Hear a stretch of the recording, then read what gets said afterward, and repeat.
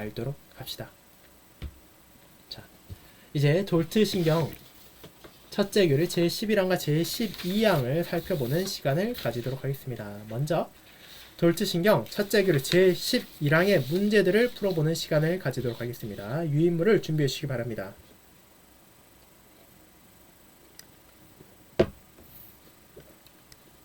자, 여러분들이 제11항의 문제 6개를 미리 다 풀어보셨을 것이라 생각합니다. 그러면 제11항을 준비해 주시기 바랍니다. 먼저 제11항이 무엇인지를 제가 다시 한번 읽도록 하겠습니다. 제11항 불변하시는 선택. 하나님, 그분께서 가장 지혜로우시며 불변하시며 전지하시며 전능하신 것 같이 그분의 선택도 또한 취소되거나 고쳐지거나 변화되거나 철회되거나 무효화될 수 없으며 또한 택자들도 버림받거나 그 수가 감소될 수 없습니다. 이것이 첫째 교리 제11항 불변하시는 선택, 즉 하나님의 선택이 변하지 않는다는 것을 알려주는 것입니다. 자, 그럼 1번을 보도록 합시다. 성경에 따르면 하나님의 존재, 그분의 본질, 본성, 권능, 영원한 됨은 변할 수 있는 것입니까? 자, 하나님께서 변하실 수 있습니까? 먼저 사람을 생각해 봅시다. 저와 여러분은 변할 수 있고 변화해 갑니다. 여러분이 어린 아이들을 보면 그 아이들이 날이 가면 갈수록 쑥쑥 커가는 것을 보게 될 것입니다. 말 그대로 사람은 그와 같이 육체적으로도 자라갑니다. 그리고 나이가 들면 살이 빠지기도 하고 힘이 약해지고 또 여러 가지 면에서 불편함을 겪기도 합니다. 그와 같은 방식으로도 사람은 변해갑니다. 그뿐입니까? 사람은 지혜가 더 자라가기도 하고 또 미리 알던 것을 잊어버림을 통해 지혜가 더 깎이기도 합니다. 우리의 능력 커질 수도 있고 줄어들 수도 있습니다. 무언가를 한때는 잘하던 것이 긴 시간 동안 안 하게 되면 그것을 다시 할 때 못할 수도 있습니다. 권력도 마찬가지입니다. 한때는 큰 권력을 가지고 떵떵거리던 사람이 어느 정도 시간이 지나면 그 모든 것을 잃고 비참한 말로를 맞이할 때도 있습니다. 그처럼 사람의 존재는 끊임없이 변합니다. 그러면 하나님은 어떻습니까? 하나님은 변하지 않으십니다. 그분의 존재가 변하지 않습니다. 그분의 본성이 바뀌지 않습니다. 그분의 덕목이 변하지 않으며 그분의 권능과 그분의 영원함도 흔들리지 않습니다. 우리는 그 사실을 다양한 방식으로 묘사하는 성경의 말씀들을 이 제11항 유인물 안에서 보았습니다. 자, 그처럼 우리는 하나님이 변하지 않는다는 것을 분명하게 고백합니다. 그런데 이제 여기에서 2번이 연결됩니다. 알미니안 주의자들에 따르면 하나님은 어떤 방식으로 변할 수 있습니까? 라는 것입니다. 자, 그들도 하나님의 존재 자체가 변하지 않는다는 것은 동의합니다. 그런데 그들의 생각에 따르면, 그들의 주장에 따르면 하나님은 한 가지 면에서 변하실 수 있습니다. 그것은 바로 그분의 뜻입니다. 즉, 그분께서 원래 생각하셨던 생각을 바꿀 수 있다는 것입니다. 그것이 왜 중요합니까? 왜 하나님께서 특정한 사안에 대해 그분의 뜻이나 의지를 바꿀 수 있다고 그들은 주장하는 것입니까? 자, 그것은 이제 이후에 다시 이어지는 문제를 통해 살펴볼 것입니다. 그럼 이제 먼저 그에 반박하는 개혁주의자들, 그리고 성경이 말하는 하나님의 뜻에 대해 생각해 보도록 합시다. 그것이 3번입니다. 하나님의 완전하심을 묘사하고 왜 그것이 하나님께서 그분의 뜻을 바꾸는 것이 불가능하게 하는지를 설명해 보시기 바랍니다. 자, 하나님의 완전하심을 하나하나 생각해 보도록 합시다. 우리가 어떤 경우에 뜻을 바꿉니까? 사람의 기준으로 생각해 봅시다. 예를 들어 제가 무언가 예를 들어 뭐 새로운 핸드폰을 사려고 할 수도 있습니다. 뭐 지금 핸드폰이 고장나서 새 핸드폰을 사려고 이런저런 것들 알아보다가 적절한 제품을 찾아서 이것을 사야겠다라고 결정할 수 있습니다. 그런데 며칠이 지난 후 그 생각, 그 뜻을 바꿀 수가 있습니다. 어쩌면 돈이 모자라서 그럴 수도 있습니다. 어쩌면 그거보다 더 좋은 핸드폰이 나와서 아니 이게 아니라 이걸 다른 걸로 바꾼 게 좋겠구나 라고 생각할 수도 있습니다. 어쩌면 고장난 핸드폰을 큰 무리 없이 고칠 수 있다는 것을 알게 되어서 그럴 수도 있습니다. 자, 이런 것처럼 다양한 방식으로 우리는 자신의 뜻을 바꿀 수 있습니다. 그런데 하나님은 완전하십니다. 제가 뜻을 바꿀 수 있고 여러분이 생각한 것을 바꿀 수 있는 이유는 우리가 불완전하기 때문입니다. 우리는 예를 들어 모르던 것을 더 알 수 있습니다. 이전에 알지 못하던 것을 배움으로써 더 나은 방식을 선택할 수 있다는 것입니다. 그리고 우리는 때때로 잘못된 판단을 내리기도 합니다. 그렇게 나중에라도 그 판단이 잘못되었다는 것을 알게 되면 굳이 그것을 하는 대신 약간의 손해를 감수하고라도 그 뜻을 바꿀 수도 있습니다. 그리고 우리는 능력이 바뀔 수 있습니다. 예를 들어 오늘은 그 물건을 살 수 있을 것이라 생각했는데 갑작스럽게 일이 생겨 큰 지출이 생긴다면 그것을 사지 못하게 될 수도 있습니다. 그런 식으로 우리는 여러 가지 면에서 부족하기에 뜻을 바꾸기도 하지만 하나님은 어떻습니까? 자, 하나님은 온전히 지혜로우십니다. 그 말은 그분의 지혜는 더 이상 커질 수도 없고 커지지도 않는다는 것입니다. 왜냐하면 그것은 이미 모든 것을 다 알고 있는 것이기 때문입니다. 하나님은 세상의 시작부터 세상의 끝까지 다 아십니다. 그렇기에 그분께서 무언가 새로운 것을 알게 되어 뜻을 바꾼다는 것은 있을 수가 없습니다. 하나님의 판단은 어떻습니까? 그분의 판단도 마찬가지입니다. 그분은 단순히 전지하실 뿐 아니라 판단에 있어서 온전하신 분입니다. 그분이 내리는 모든 결정은 공의롭고 지혜로우며 자비롭습니다. 그 판단이 흔들릴 어떤 이유도 없습니다. 한번 그분께서 무언가를 하고자 뜻하신다면 그것은 굳게 세워지고 흔들리지 않습니다. 그리고 그분의 능력은 어떻습니까? 그분의 능력 또한 변하지 않습니다. 하나님의 능력은 영원히 전능하십니다. 그분이 원하신 모든 것을 할 수 있다는 것입니다. 자, 이런 것들을 알게 된다면 하나님께서 그분의 뜻을 바꾸는 것이 불가능하다는 것을 알게 됩니다. 왜냐하면 그분의 본질이 바뀌지 않는 한 그 모든 선택까지도 바뀔 수 없고 바뀔 이유도 전혀 없기 때문입니다. 그런데 이제 여기서 앞서 말했던 알미니안주의자들의 생각이 나타납니다. 그것이 4번입니다. 알미니안주의자의 교리에 따르면 사람의 뜻이 하나님의 선택에 어떤 영향을 줍니까?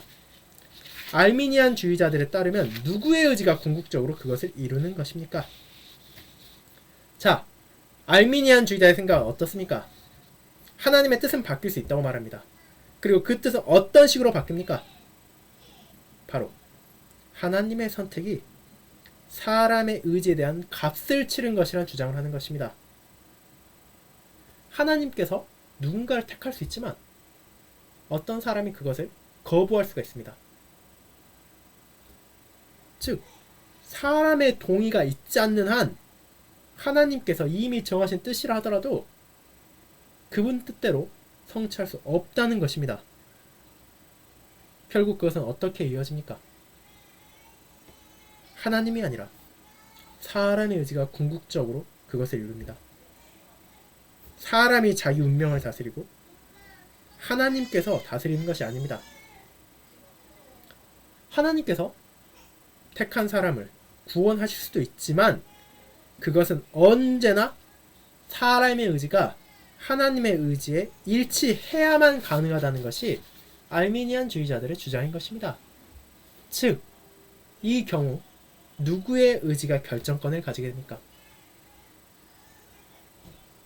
하나님이 아닙니다. 궁극적으로 최종적인 결정을 내리게 되는 것은 바로 사람의 의지입니다. 자, 그것이 바로 알미니안주의자들의 생각입니다. 그러면 그것이 왜 문제입니까? 그것을 5번에서 우리는 살펴볼 것입니다. 택자가 하나님의 불변하심, 변하지 않으심을 통해 받게 되는 위로는 무엇입니까? 알미니안주의자들이 가진 하나님의 가변성, 즉 변화 가능함에 대한 관점은 이 위로에 어떤 영향을 줍니까? 하나님의 불변하심 안에서 우리는 어떤 위로를 받습니까? 그분의 뜻이 흔들리지 않는다는 것을 보게 됩니다. 세상이 아무리 신자를 공격하고 사단이 아무리 하나님의 뜻을 막으려 한다라도 그 무엇도 하나님의 선택이 성취되는 것을 방해할 수 없습니다. 하나님은 주권적이고 온전하십니다. 그분의 모든 뜻은 한치의 부족함도 없이 이루어질 것입니다. 거기에서 우리는 위로를 받습니다. 그런데 알미니안주의자들의 오류를 가지게 된다면 이 위로는 무너지게 됩니다. 왜냐하면 하나님이 아무리 누군가를 택했다 하더라도 사람의 의지 안에서 그것이 부서질 수 있기 때문입니다. 무너질 수 있기 때문입니다. 장래에 대한 안전이 제공되지 않기 때문입니다. 자, 그렇게 돌체신경 교부들은 택자들이 구원의 은혜로부터 분리될 수 없다는 것을 많은 본문을 통해 제시했습니다. 그리고 이 부분은 첫째 교리가 아니라 우리가 나중에 살펴볼 5번째 교리에서 성도의 견인 부분을 통해 더 확실하게 알아갈 것입니다. 자, 그럼 이제 6번을 보도록 합시다. 더 깊은 숙고를 위하여 문제입니다. 여러분은 이와 같이 주장하는 사람을 어떻게 반박하시겠습니까? 하나님께서 모든 것을 그분의 뜻대로 결정하신 것에 따라 하시고 에베소 1장 11절을 참조해 주시기 바랍니다. 만약 하나님의 뜻이 변하지 않는다면 기도에는 어떤 가치도 없습니다. 무엇보다도 하나님께서는 우리가 기도를 하건 하지 않건 우리가 무엇을 기도하건 간에 상관없이 그분의 뜻을 이루실 것이기 때문입니다. 즉 하나님께서 그분의 뜻을 모두 이룰 것이기에 우리는 기도할 필요도 없다는 것입니다. 그리고 기도만 말하겠습니까? 이렇게 말하는 사람들은 기도만이 아니라 선행도 할 필요가 없다고 말하고 우리가 나태하게 있을 것이라 말합니다. 그것이 바로 알미니안주의자들의 공격이기도 했고 로마교회, 개혁교회에 향한 공격이기도 했습니다. 하나님의 선택, 그것을 붙잡는 자들은 결국 나태해질 것이다, 선행을 하지 않을 것이다 라고 말입니다. 하나님께서 자신의 뜻을 온전히 이룬다는 것은 분명합니다. 그렇다면 그들의 공격에 무엇이 잘못되었습니까? 그들은 한 가지 잊고 있는 것이 있습니다. 이는 하나님께서 우리가 그와 같이 기도를 드리고 그분을 의지하고 그분을 찬양하며 그분을 사랑하기를 원하신다는 것입니다. 그리고 이 놀라운 은혜를 입은 자들은 감사함 안에서 그와 같은 순종, 그와 같은 기쁨을 멈출 수가 없습니다. 우리는 선행을 구원을 얻기 위해 하는 것이 아니라 구원받은 은혜에 따라 하는 것이기 때문입니다. 그렇게 그들의 공격은 잘못되었습니다. 우리는 멈추지 않고 이 하나님을 찬양하고 이 하나님께 감사할 것입니다.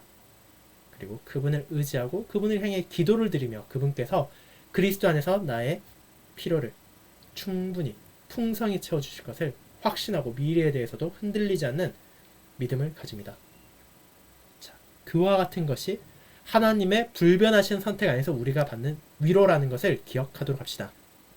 이제 제12양 선택의 확신 그리고 오류에 대한 반박 7번을 함께 살펴보도록 하겠습니다. 먼저 첫째 교리 제12양 선택의 확신을 읽도록 하겠습니다. 비록 단계가 다양하고 정도가 다를지라도 택자들은 때가 되면 구원에 이르는 영원하고 불변하는 선택을 확신하게 됩니다. 그러나 그들이 선택의 확신을 얻는 것은 하나님께서 숨기신 은밀한 것들을 호기심으로 들여다봄으로 얻는 것이 아니라 영적인 기쁨과 거룩한 즐거움으로 하나님께서 말씀에 지시하신 선택의 확실한 열매들, 곧 그리스도를 믿는 참된 믿음, 하나님에 대한 어린아이와 같은 경외심, 자신들의 죄에 대한 경건한 슬픔, 의에 줄이고 목마름 등과 같은 것들을 자신에게서 살핌으로 얻습니다. 이것이 첫째 글 제12항입니다. 이제 내용을 살펴보도록 합시다. 신자들이 종종 묻는 질문 가운데 하나는 다음과 같습니다. 어떻게 내가 하나님의 택자 가운데 한 명이라는 것을 알 수 있습니까? 그것은 만약 누군가가 영원한 안전에 대한 위로를 즐기기 위해서라면 답이 필요한 타당한 질문입니다. 신자가 자신이 하나님의 택자에 속한다는 것을 확신하지 않는 한 하나님의 불변한 선택이 어떻든 간에 그에게는 위로가 존재할 수 없습니다. 이제 우리는 어떤 사람도 하나님의 마음을 들여다보아 그분께서 택한 자가 누구인지를 볼 수 없다는 것을 분명히 합니다. 그뿐 아니라 하나님께서도 자신이 누구를 택하였는지를 우리에게 말하지 않으십니다. 택자들은 자신들의 구원에 이르는 선택에 대한 확신을 자신 안에서 그것의 확실한 열매들을 살핌으로 얻게 됩니다. 성경은 이를 선언합니다. 그 열매로 나무를 아느니라. 마태복음 12장 33절입니다. 못된 열매 맺는 좋은 나무가 없고 또 좋은 열매 맺는 못된 나무가 없느니라. 나무는 각각 그 열매로 아나니. 누가복음 6장 43절 44절입니다. 자, 이 부분 기억하도록 합시다. 이것은 앞에 나온 것에 다음과 같은 부분을 말하는 것입니다. 즉, 선택의 확신을 얻는 것이 하나님께서 숨기신 은밀한 것들을 우리가 호기심으로 들여다봄으로, 즉 하나님의 마음을 들여다봄으로써 얻는 것이 아니라 선택의 확실한 열매들을 통해 깨닫게 된다는 것입니다. 사도 베드로도 이와 비슷한 방식으로 말했습니다.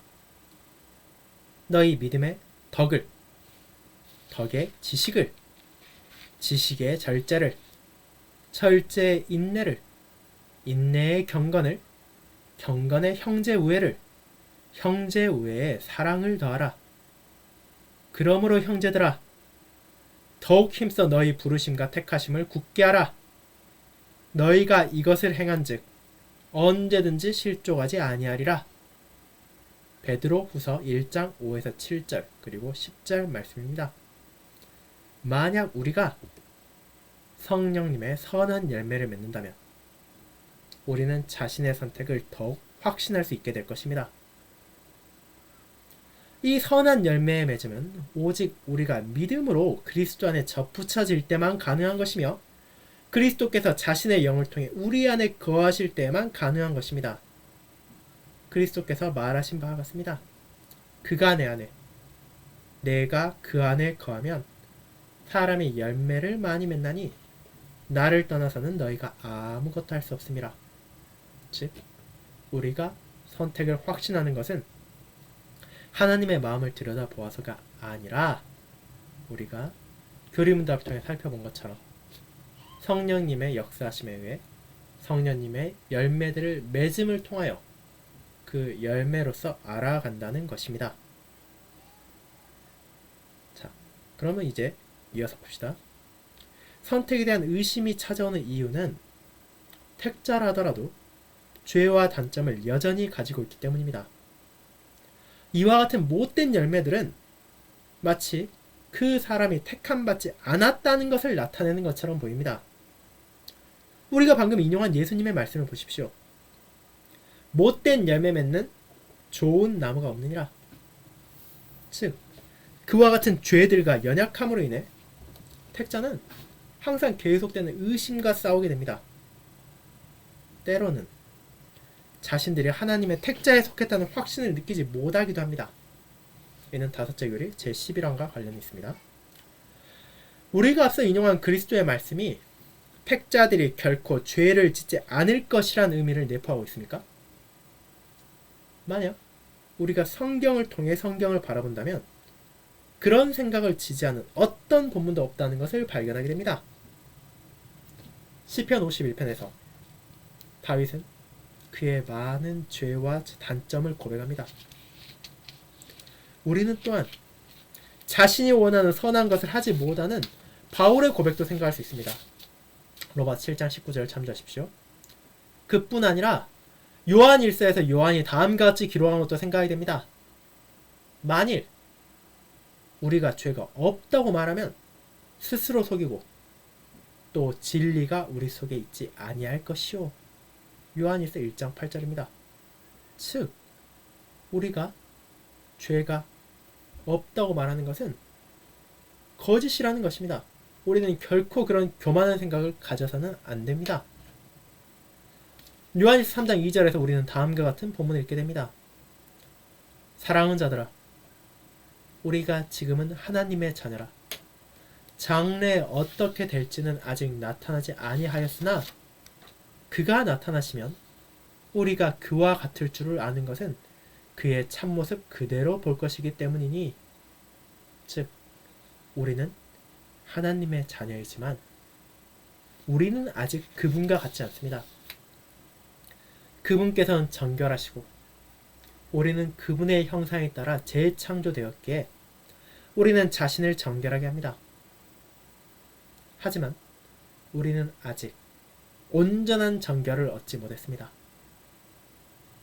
그에 대해 성경은 우리의 새롭게 됨을 과정으로 말합니다. 우리의 본성은 자기를 창조하신 이의 형상을 따라 지식에까지 새롭게 하심을 입었으나 이 새롭게 됨은 아직 완결된 것이 아닙니다. 우리가 그런 온전함을 이 땅의 삶에서 얻을 수 없다는 것은 분명합니다.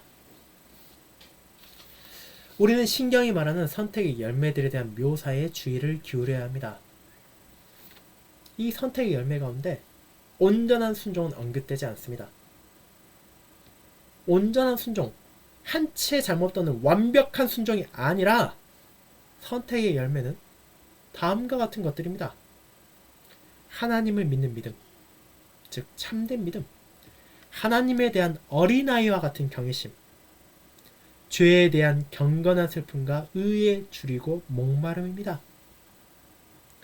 이와 같은 좋은 열매들에 대한 묘사가 여전히 택자들의 삶에 연약함과 죄들이 있다는 것을 추정하고 있음을 주목하시기 바랍니다. 우리는 다섯째 교리 제12항을 참조할 수 있습니다. 우리가 이 생을 살아가는 동안 우리의 옛 본성의 잔재들은 우리에게 달라붙어 있고 우리의 최선의 행동이라 하더라도 그것을 더럽힐 것입니다. 그렇게 선택의 증거는 죄의 결핍에 있는 것이 아니라 죄에 대한 태도와 반응에 있습니다. 오직 택자만이 그들의 죄에 대해 슬퍼하고 그것으로부터 멀어집니다. 오직 택자만이 그들의 순종을 통해 하나님께서 기뻐하시기를 바랄 수 있습니다. 그들의 좋은 열매들이 그것을 맺는 자들로 하여금 선택을 확신하게 합니다. 그런데 알미니안주의자들은 사람이 그의 불변하는 선택에 대해 확신할 수 있다는 것을 부인합니다. 그리고 우리는 그런 그들의 생각에 놀랄 이유가 없습니다. 왜냐하면 그들은 사람의 운명을 그들 자신의 손에 놓아두기 때문입니다. 누군가가 믿을 것인지 믿지 않을 것인지는 그 사람에게 달려 있습니다. 그 누구도 자신이 미래에 어떤 것을 할지 모릅니다. 누구도 자신의 마음이 변하지 않을 것인지 하나님에게서 등을 돌려 떠나지 않을지 확신할 수 없습니다. 그러므로 알미니안주의자들은 누구도 구원에 이르는 불변한 선택을 확신할 수 있다는 것을 부인합니다. 즉 누구도 구원에 이르는 불변한 선택을 확신할 수 없다는 것입니다. 오직 상대적으로 확신할 수 있을 뿐입니다. 그들이 도르스총회에 제출한 의견들 가운데 하나를 우리는 읽을 수 있습니다. 그들은 이렇게 제출했습니다. 참된 신자는 부지런한 경계에 의해 기도를 통해 그리고 다른 거룩한 행동들을 통해 그가 참된 믿음 안에서 견인될 수 있다는 미래에 대해 확신할 수 있으며 그렇게 해야 합니다.